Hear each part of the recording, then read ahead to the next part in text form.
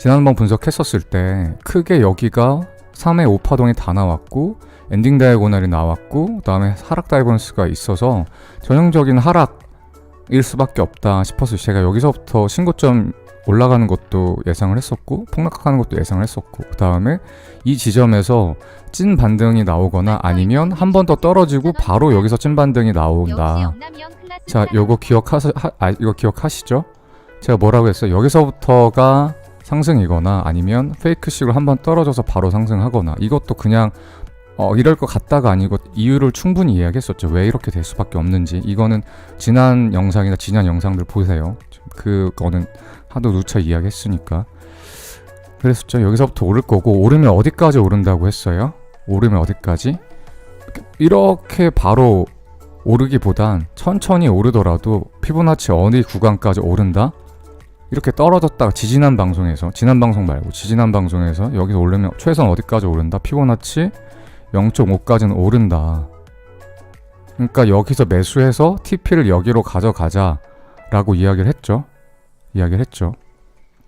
그 다음에 지난 방송에서 일반적으로 0.5까지 한 번에 이렇게 쭉 올라가는 경우는 흔치가 않다. 그렇기 때문에 이렇게 382 정도 찍고 이렇게 내려왔다가 다시 이렇게 올라가서 ABC를 그리면서 0.5까지 갈 가능성이 있다. 그쵸? 그래서 저는 여기서 분할 익절 해놓고 올라오면 다시 익절을 한다고 여러분들 말씀드렸어요. 그래서 제가 총 50BTC 롱을 쳤는데 40개는 익절을 하고 그 다음에 나머지 10개는 롱 포지션 들고 갔죠.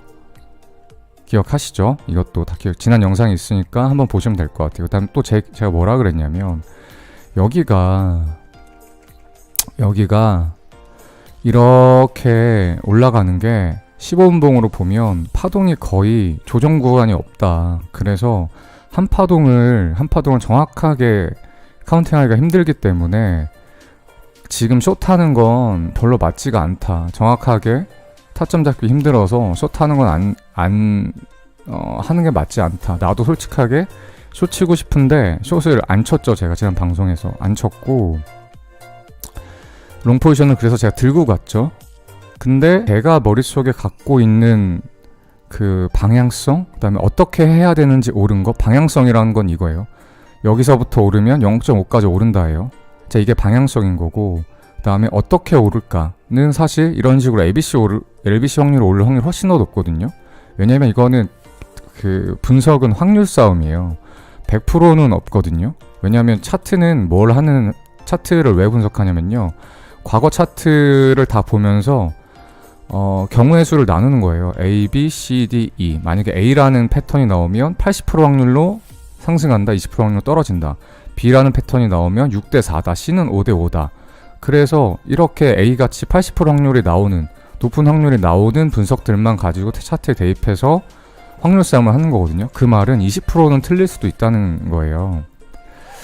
그렇게 봤었을 때 제가 여기서 0.5까지 올라간다고 한 건 여기서 0.5까지 올라간다고 한 건 그렇고 그 다음에 이렇게 올라가는 경우보다 이렇게 ABC로 올라가는 경우가 더 많다고 했죠.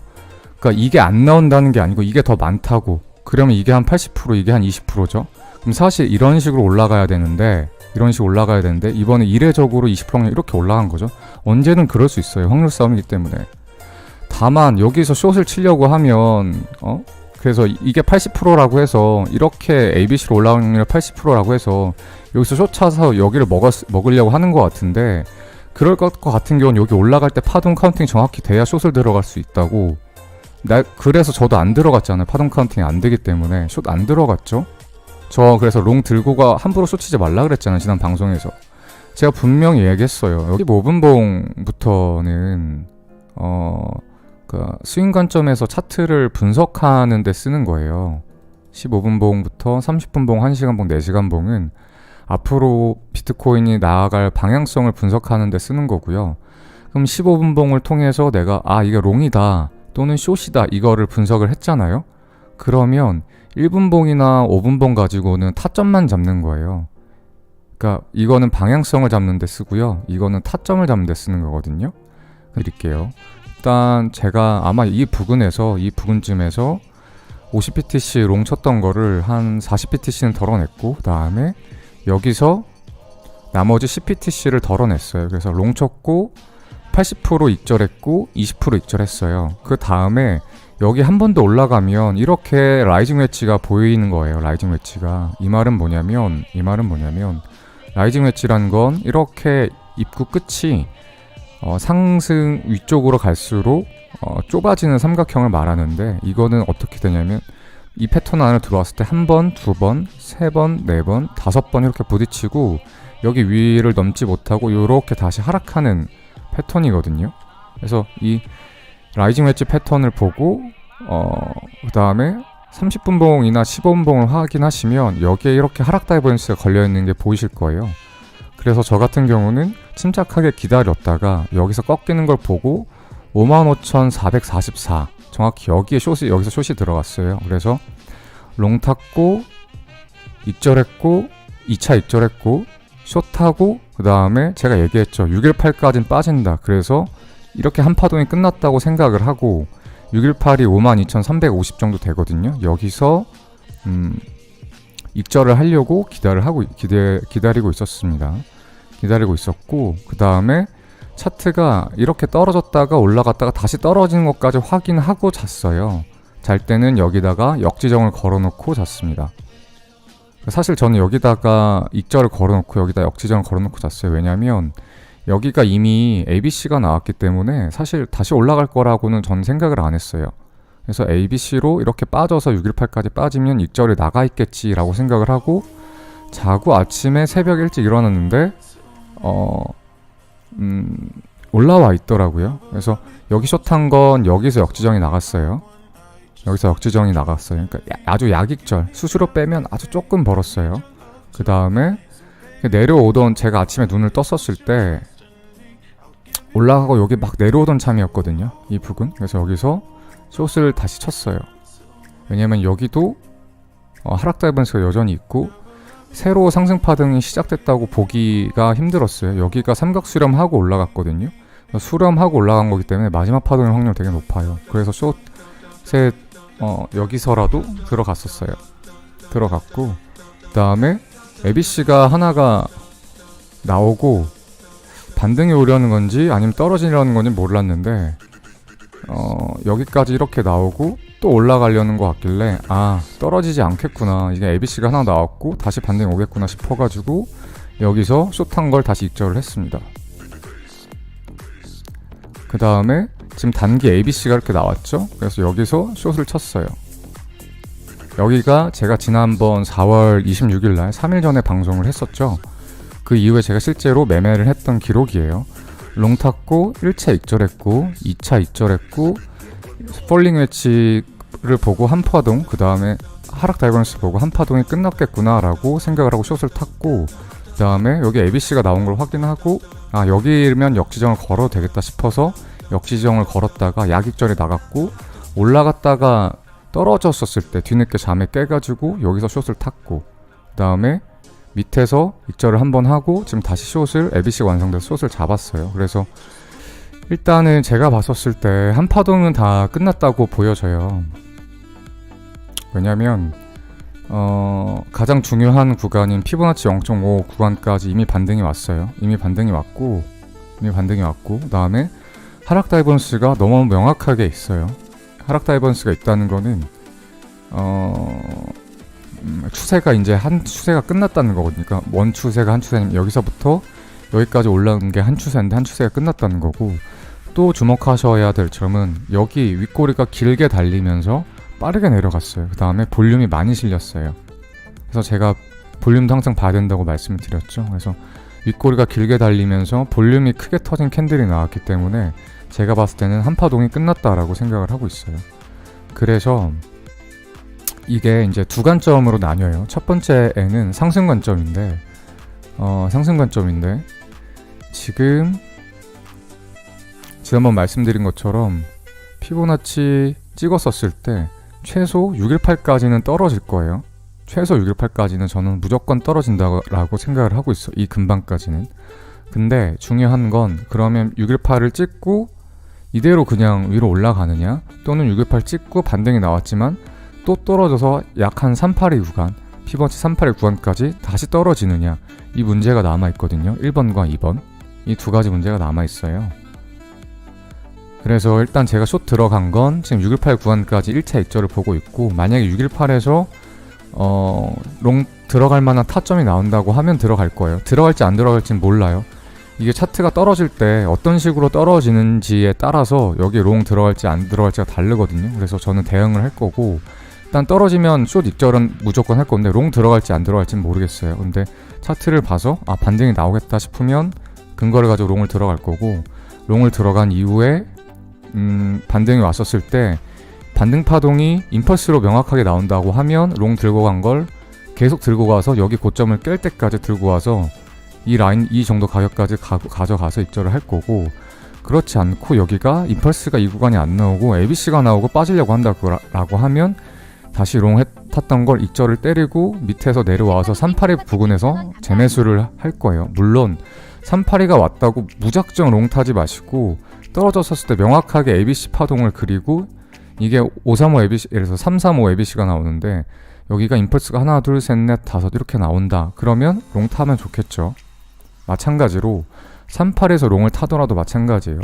38에서 롱을 타면 당연히 여기까지 올라갈 거라고 생각을 하고 롱을 타는 거긴 한데, 올라가다가 또 꺾일 수도 있거든요. 그렇기 때문에 항상 해야 되는 건 뭐다? 타점을 잘 잡고 들어갔으면 적당히 올라갔었을 때 반 익절하고 반 여기서 본절해야 된다. 이거 꼭 기억하세요, 여러분들. 제가 왜 이야기를 하냐면 당분간 방송을 못 킬 거예요. 한 최소한 5일에서 일주일 정도 못 킬 텐데, 그렇기 때문에 지금 미리 그 주의사항까지 말씀을 드릴 거예요. 왜냐면 제가 대응을 이렇게 하세요라고 방송을 킬 수가 없거든요, 당분간. 개인 스케줄 때문에. 그래서 꼭 기억하세요. 381 구간에서 무조건 뇌 빼고 롱 치지 마시고요. 만약에 이런 식으로 ABC가 나와서 떨어졌는데 A파동, B파동, C파동, C가 임펄스가 이렇게 나와서 명확하게 5파동 카운팅 된다, 이러면 믿고 롱 들어가셔도 돼요. 그러면 반등 올 확률 되게 높거든요. 일단 그렇게 하셔야 되고, 두 번째 반등이 왔었을 때 여기가 임펄스면 익절할 필요 없이 쭉 들고 가셔도 되고, 여기가 임펄스가 아니면 한 반 익절 해놓고 좀 관망하다가 떨어졌었을 때 여기서 반 본절 하시는 전략을 꼭 펼치셔야 돼요. 그래야 손해가 절대 안 나거든요. 이렇게 해야 수익만 나고 손해가 안 납니다.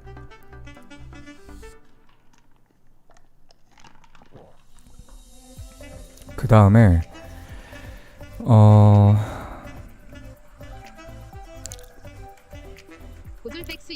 이게 일단은 떨어졌다가 다시 반등이 와서 위로 올라간다는 가정하에 말씀드린 첫 번째 시나리오고, 두 번째 시나리오를 말씀을 드릴게요. 두 번째 시나리오는 이미 ABC 하락이 나왔고, ABC 하락이 나온 이후에 반등이 피보나치 0.5 구간을 찍어버렸거든요. 이 말은 최소 반등 구간까지 이미 다 올라왔다는 거거든요.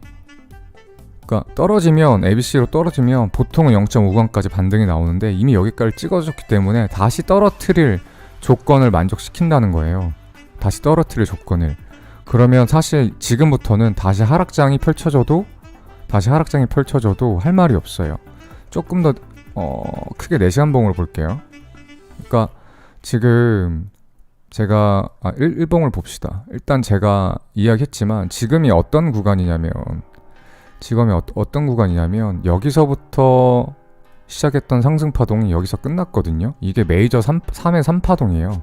3파동이 끝나면 보통 피보나치 찍었었을 때 618 구간까지 조정이 오거든요.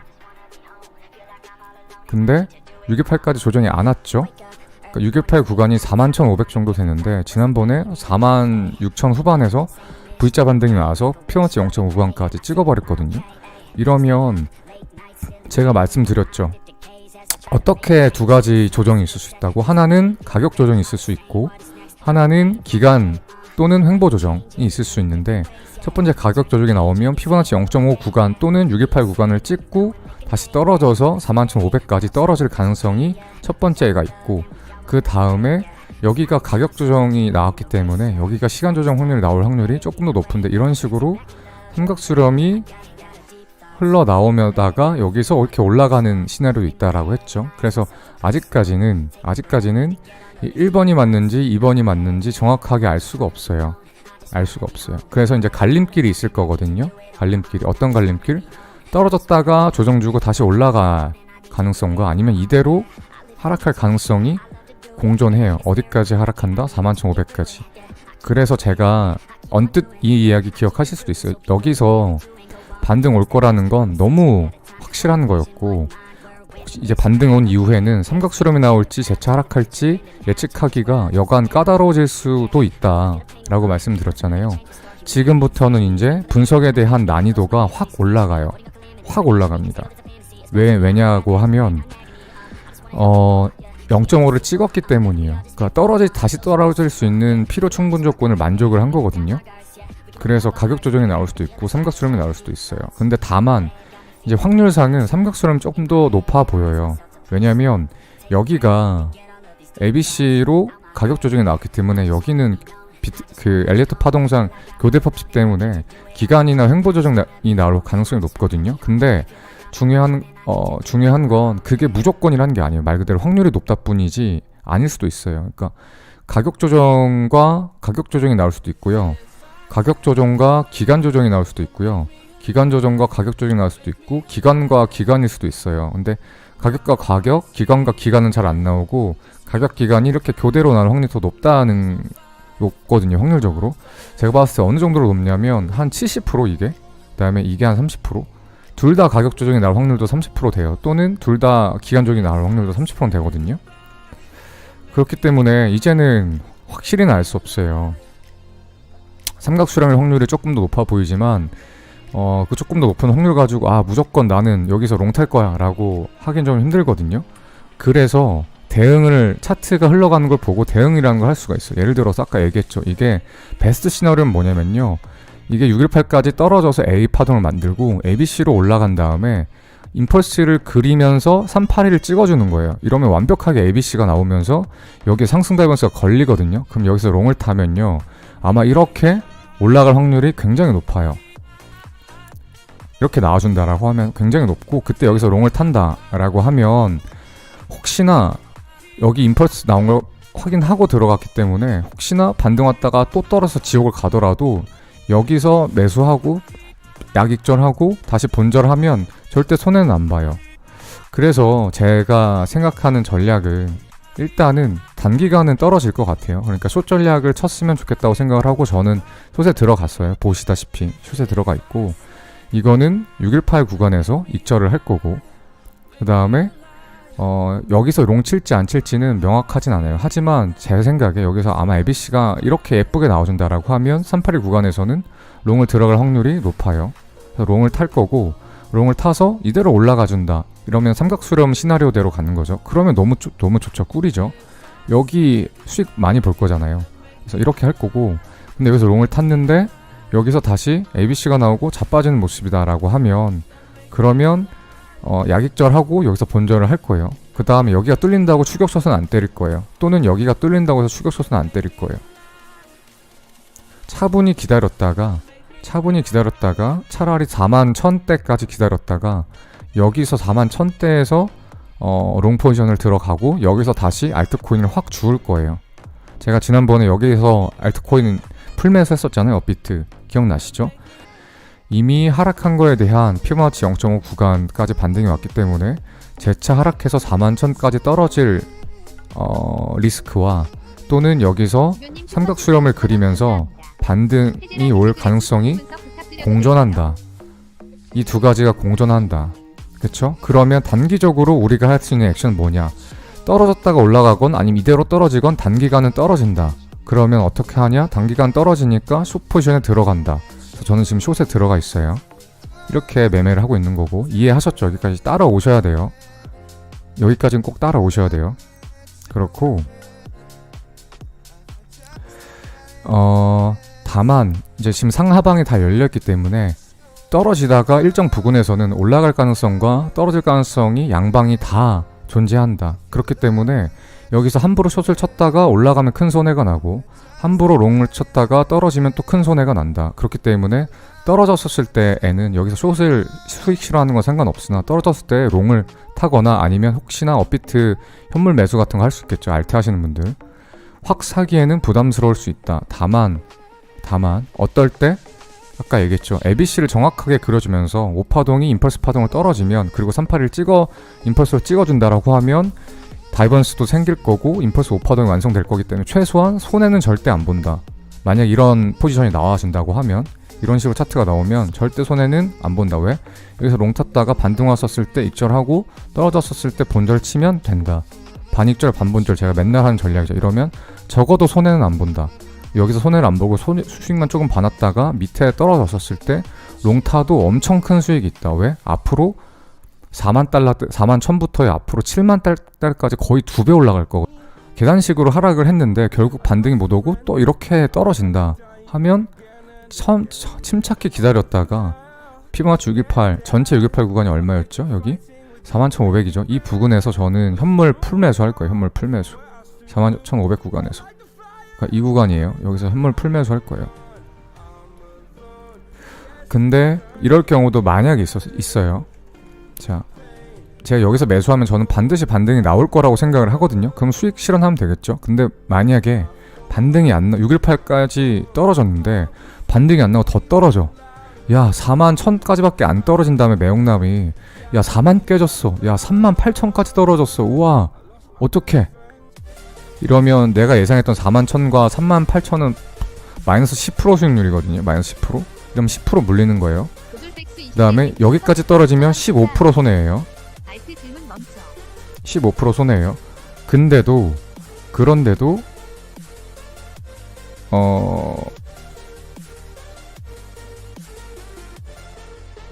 맞아. 여기까지 38,000까지 떨어지면 10%, 35,000까지 떨어지면 20%구나. 20% 손해일 수 있어요. 41,000에서 그러니까 현물 매수하면. 그래도 만약에 분석이 틀렸어도 제가 여기서 전 매수할 건데 떨어져도 저는 손절 안 칠 거예요. 왜냐면 올라가다가 밑에서부터 12,000부터 슈팅을 쏘기 시작해서 쭉 갔었거든요. 그러다가 42,000 찍고 떨어져서 28,000대까지 떨어지고 그 다음에 올라갔어요. 그래서 뭐냐면 여기가 매물대를 되게 많이 쌓은 구간이에요. 볼륨도 보시면 여기 볼륨이 많거든요. 이 구간에 매물대를 많이 쌓았기 때문에 혹시나 41,618 구간에서 그러니까 피보나치 618 구간인 41,000에서 지지가 안 나오더라도 분명히 매물대 구간에서는 지지를 받고 반등이 나올 거거든요. 그럼 그때 정리해도 늦지 않아요. 오케이?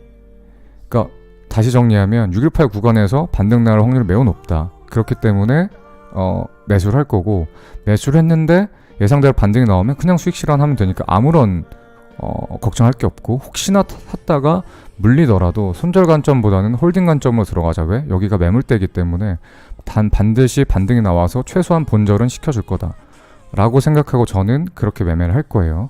자, 이제 이것까지도 이해하셨기를 바라겠고, 그리고 이제 이거는 첫 번째로 혹시나 떨어졌었을 때 펼쳐야 되는 전략, 그 다음에 대응해야 하는 방법을 여러분들한테 공유를 해드린 거고요.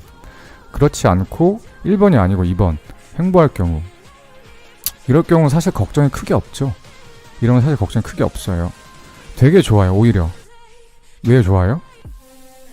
자, 여기서 롱 탄다? 이대로 올라갔어. 야, 너무 좋아. ABC 완성되는 거 보고 익절해. 그리고 숏까지 쳐. 왜? 또 떨어질 거니까. 그럼 여기서 롱 치고 수익 크게 보고 숏 치고 수익 크게 보고. 엄청 꿀이에요. 여기가 이 구간이 엄청 꿀이에요. 그래서 이거는 걱정할 필요도 없고, 그 다음에 여기서 올라갈 때 알트가 뭐야 비트 신고점 넘길 뿐이긴 해 하면서 또 날뛸 거거든요. 그럼 알트도 또 수익 실현할 수 있어. 진짜 꿀이에요. 그러니까 이게 많이 올라가는 모양새다 이러면 걱정할 것도 없어요. 사실 뭐 떨어져도 걱정할 건 없어요. 저감에서 해쇼리 보이거든요. 해쇼리 이거 내가 분석 오늘 공유하려고 그랬는데 깜빡하고 말을 안 했다. 해쇼리 보여요. 여러분들 어떻게 보이세요? 해쇼리 안 보여요? 제 눈에만 보여요? 레프트 숄더, 헤드, 라이트 숄더 이거 보시면 해쇼리 완성, 그 다음에 하락. 이거 안 보여요? 그쵸? 보이죠? 이거 보이시죠? 볼륨도 보세요. 내가 볼륨도 어떻게? 헤드 볼륨 커야 되고 레프트 볼륨 있어야 된다고 했죠. 근데 라이트 볼륨은 아직 없는데 언제 생긴다? 이거 돌파하고 떨어지면 여기서 보나마나 볼륨 터진다. 이러면 볼륨도 레프트 숄더, 헤드, 라이트 숄더. 그래서 모양도 볼륨도 맞다. 알겠죠? 그래서 지금은 삼각수력 만점을 볼 게 아니라 이게 헤드 앤 숄더일 수도 있겠구나 라는 관점으로 보셔야 돼요. 알겠죠? 그 다음에 지금 저점 내려오고 이것도 지금 이런 식으로 내려오고 있잖아요. 그래서 여기 제가 봤었을 때는 삼각수렴이 나올 가능성보다는 해쇼를 나올 가능성이 더 많이 나와요. 많이 보입니다. 그 다음에 또 한 가지는 조금 찝찝한 건데 이것까지 팁인데 일단 알려드리면, 일단 제가 여기서 숏 들어갔죠. 정확하게 여기서 왜 숏에 들어갔냐면 ABC가 완성되는 자리거든요. 그러면 이대로 만약 해셜이 그러니까 헤드앤숄더가 나온다라고 하면 추세가 이렇게 있죠. 그럼 레프트 숄더, 헤드, 라이트 숄더, 그 다음에 떨어지는 거거든요. 그래서 이 해숄과 382, 피보나치 382, 그 다음에 ABC 완성을 보고 숏을 들어간 건데, 근데 제가 얘기했지만 보통 이렇게 ABC가 하나가 나오면 보통은 0.5를 많이 찍어주거든요. 그래서 지금 여기서 더블 바텀 찍고 0.55나 618까지 올라갈 수도 있어요. 그 다음에 이렇게 떨어질 수도 있습니다. 이렇게 떨어질 수도 있어요. 그 다음에. 알겠죠? 그 다음에 그러면 떨어지면 어디까지 떨어질 거냐를 보면 저는 382 구간까지가 유력하다고 생각을 해요. 왜 그러냐면 이거 보세요, 여러분들. 그러니까 헤드앤숄더 같은 경우는 헤드앤숄더나 삼각수렴이나 뭐 컵앤핸들이나 모든 패턴, 이걸 패턴이라고 하거든요. 이거를 할 때 주의하셔야 될 게 있는데 여러분들 이거 꼭 기억하세요. 패턴은요 미리 예측하고 포지션을 잡으면 안 돼요. 뭐냐면 이거 해쇼 모양이네. 명난 말 들어보니까 쇼 치자. 아무 의미 없어요. 아무 의미 없습니다. 패턴은요 완성됐었을 때 들어간 거예요. 뭐냐면 어떻게? 패턴의 완성은 넥라인이라는 게 항상 있어요. 목 라인. 그러니까 헤이숄로 치면 자 레프트 숄더, 헤드, 라이트 숄더 이게 넥라인이 되는데 넥라인을 부수고 떨어지면 어디까지 빠지냐? 보통 헤드의 크기만큼 떨어지거든요. 헤드의 크기만큼, 머리의 크기만큼. 그럼 넥라인부터 머리의 크기만큼 빠져요. 이러면 정확하게 얼마큼이에요? 피보나치 382 구간까지거든요. 이러면 떨어지면 382 구간까지 떨어지겠구나 라고 생각을 하고 여기서 익절을 하거나 숏을, 또는 여기서 롱을 들어가는 목적으로 사용해야 되지. 이게 해셜이 나왔다고 해셜 보인다 숏 이러면 어떻게 되냐면요, 이런 식으로 넥라인만 치고 여기서 다시 올라갈 수도 있어요. 이런 경우 실제로 있어요. 네, 그 차트 보여드릴게요, 여러분들. 실제로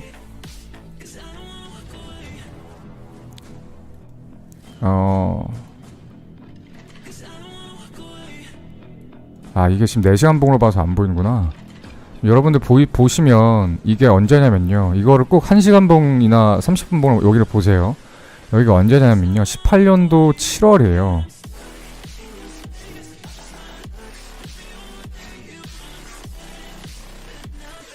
18년도 7월이거든요 여기가. 근데 여러분 눈에도 대충은 보이실 거예요. 여기가 레프트 숄더, 여기가 헤드, 그다음에 여기가 라이트 숄더. 그래서 사람들이 여기 때 저도 그랬고 저를 포함한 대부분의 사람들이 해쇼를 봤어요. 그래서 떨어질 거라고 예상을 했어요. 그리고 여기서 사람들이 해쇼를 보고 숏을 엄청나게 쳤거든요. 근데 모양은 해쇼를 완벽하게 했는데 그냥 위로 쐈어요. 그래서 여기서 해쇼를 보고 숏 치는 사람들 다 지옥 갔거든요. 실제로 그래서 삼각수렴도 마찬가지예요. 이렇게 삼각수렴이 나온다고 했었을 때 위로 올라갈지 아래로 올라갈지 모르잖아요. 그래서 예단을 하고 여기서 풀롱을 치게 되면 떨어지면 손해를 봐요. 그래서 내가 어떻게 하라고 했어요? 이 상단 추세선을 브레이크아웃 하면 깨고 올라가면 여기서 롱을 타고 떨어지면 여기서 숏을 타는 용도로 써야지 미리 예단하면 안 된다. 해숄도 마찬가지예요. 넥라인이 깨지면 그때 차라리 추격을 박아서 헤드 크기만큼 수익을 가져가는 건 상관없는데 미리 예단하고 숏 치면 안 돼요. 그래서 헤드앤숄더건 삼각수렴이건 뭐 컵앤핸들이건 모든 패턴에 통용되는 말인데, 패턴들은 그 패턴을 부수는 넥라인이라는 게 중요한 거 있거든요. 거기를 부쉈었을 때 방향성을 타려고 하는 거지 미리 예단하는 용도로 패턴을 쓰는 게 아니고, 그 다음에 방향성이 나오면 어딜만큼 떨어질지 그 크기를 알 수 있거든요. 아까 넥라인부터 헤드 크기가 이만큼이었잖아요. 그러면 얼만큼 빠진다? 이만큼 빠진다. 헤드 크기만큼. 그러면 넥라인을 그으면 어디다? 382 구간이다. 이렇게 활용하는 거예요. 어떻게? 패턴이 완성됐었을 때 그 방향성을 갖는 거 하나, 그 다음에 방향성의 크기가 머리 크기만큼이다. 이거 두 번째. 요걸 가지고 패턴을 써먹는 거지. 해셜 모양 보인다? 드립다 숏. 이거 절대 안 되는 거예요. 알겠죠?